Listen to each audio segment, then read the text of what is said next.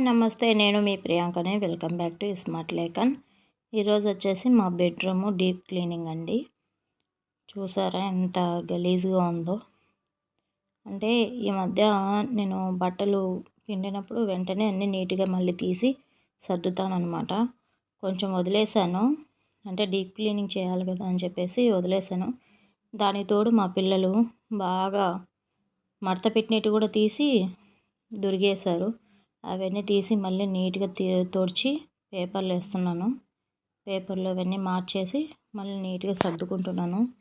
ఎలా సర్దానో ఏంటి అనేది ఒక చిన్న కామెంట్ అయితే చేయండి. అంటే ఐరన్ బట్టలన్నీ బయట పెట్టేస్తాను అనమాట. ఈ షర్ట్ వచ్చేసి నాకు తెలియకుండానే దానిపైన బ్లీచింగ్ పడిపోయింది. ఇవి ఎలకలు కొట్టేసాయి అనమాట. కొత్త షర్ట్లు పడే బుద్ధి కావట్లేదు, ప్లస్ ఏం చేయాలో అర్థం కాక అలానే పెట్టేశాను. కొత్త ఒకే ఒక ఉతుకు పడింది అంతే.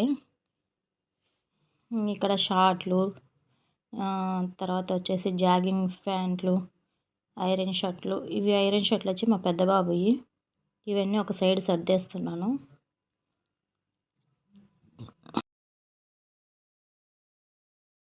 ఇలా వదిలేయడానికి ఇంకొక రీజన్ కూడా ఉందండి.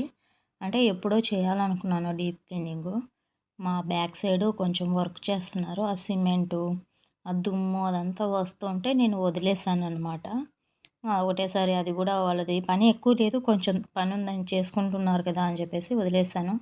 అదంతా అయిపోయాక ఒకటేసారి నీట్గా క్లీన్ చేసుకుందాం అని చెప్పేసి ఇప్పుడు వాళ్ళది వర్క్ అయిపోయింది కదా అని చెప్పేసి ఇంకా నేను స్టార్ట్ చేశాను. ఒక్కొక్క రోజు ఒక్కొక్క రూమ్ క్లీన్ చేసుకుంటున్నాను అనమాట. నాకు ఇంకొక మనిషి లేరు అనమాట చేసేవాళ్ళు హెల్ప్ చేయడానికి. కాబట్టి నేను ఒక్కొక్క రోజు ఒక్కొక్క రూమ్ చేసుకుంటూ వస్తున్నాను. ఫస్ట్ అయితే నేను బెడ్రూమ్ క్లీన్ చేస్తున్నాను. ఇవి నా బట్టలండి, అంటే కొత్తవే, ఇంకా వాడలేదు. ఒక చిన్న ట్రిప్కి వెళ్దాం అనుకోకుండా క్యాన్సిల్ అయిపోయింది. అప్పుడు తీసుకున్నాను టాప్లు అవన్నీ మొత్తం కొదమటన్నీ వాడేసాను. ఇవి అలానే ఉంచేసాను. ఇవి వచ్చేసి నా శారీసు. అవి రింగ్స్ వచ్చేసి నేను కొంచెం చిన్న చిన్న వర్క్ వచ్చనమాట అవి వేసుకునేదానికి అని. ఈ శారీ వచ్చేసి 20 years బ్యాక్దండి. మా అమ్మ అప్పుడు ప్లెయిన్ శారీ తీసుకుని చిన్న చిన్న బుటీస్ వేయించింది పెయింట్తో. ఈ చీర వచ్చేసి చిన్నారి పెళ్ళికూతురు శారీస్ అని చెప్పేసి అప్పట్లో అవి ట్రెండ్ అనమాట. ఇవన్నీ ఇంకా నా డైలీ యూస్ చేసే శారీస్ అనమాట. ఇప్పుడు ఆ శారీస్ అన్నీ అక్కడ పైన పెట్టేసుకుంటున్నాను. తర్వాత వచ్చేసి మా ఆయనటి షార్ట్లు, టీషర్ట్లు అనమాట. ఇవి ఎక్కడికన్నా జర్నీ చేసేటప్పుడు అనమాట. అవి సపరేట్ ఇంటి దగ్గర ఉన్నప్పుడు వేసుకోవడానికి సపరేట్ పెట్టేస్తాను. ఇవి వచ్చేసి ఎక్కడన్నా జర్నీ చేయడానికి లేదంటే ఎక్కడికైనా బయటకు వెళ్ళేదానికి కావాల్సిన షార్ట్లు, టీషర్ట్లు అనమాట. అవి సపరేట్ చేసి పెట్టేశాను. ఇవి వచ్చి డైరీలు అనమాట. ఇవి కూడా అక్కడే పెట్టేస్తున్నాను.